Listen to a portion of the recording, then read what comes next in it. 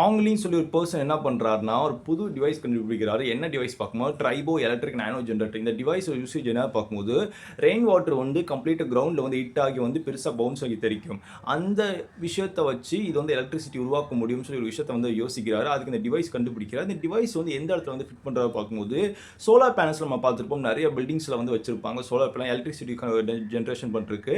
அந்த மாதிரி ஒரு சோலார் பேனல்ஸ் இருக்குது பார்த்தீங்களா, அந்த பேனல்ஸ்க்கு பேக் சைடில் வந்து இது கம்ப்ளீட்டாக செட் பண்ணி எப்பப்போ அந்த ரெயின்ஸ்லாம் வந்து டேரெக்டாக ஹிட் ஆகுதோ, இந்த மாதிரி பேனல்ஸ் மூலம் ஹிட் ஆகுதோ, அது வந்து கம்ப்ளீட்டாக எலக்ட்ரிசிட்டி வந்து ஜெனரேஷன் பண்ணுறதுக்கு உண்டான விஷயத்தை வந்து கண்டுபிடிக்கிறாரு. கண்டுபிடிச்சு அந்த விஷயத்தை வந்து இம்ப்ளான்ட் பண்ணுறாரு. இம்ப்ளான்ட் பண்ண உடனே நிறைய அமௌண்ட் ஆஃப் எனர்ஜிஸ் வந்து நம்ம உருவாகுது, எலக்ட்ரிசிட்டிஸ்னு உருவாகுது. இதை பார்த்து அவர் பெரிய ஹாப்பி. பிகாஸ் அவர் பண்ண பெரிய ப்ராஜெக்ட் இது ஒன்று தான். அண்ட் இந்த ப்ராஜெக்ட் சக்ஸஸ்ஃபுல் ஆனதுக்கப்புறம் என்ன பிளான் பண்ணியிருக்காருன்னா, சிங்கப்பூரில் நிறைய இடத்துல வந்து இந்த விஷயத்தை வந்து உருவாக்க முடியும். நிறைய மழை பெய்யும் போது வந்து கம்ப்ளீட்டாக வந்து அதையும் வந்து நம்ம எலக்ட்ரிசிட்டியை ஜென்ரேஷன் பண்ணி சிங்கப்பூரில் இருக்க எல்லா இடத்துக்கும் வந்து கொடுக்க முடியும் விஷயத்தை வந்து கண்டுபிடிச்சிருக்காரு.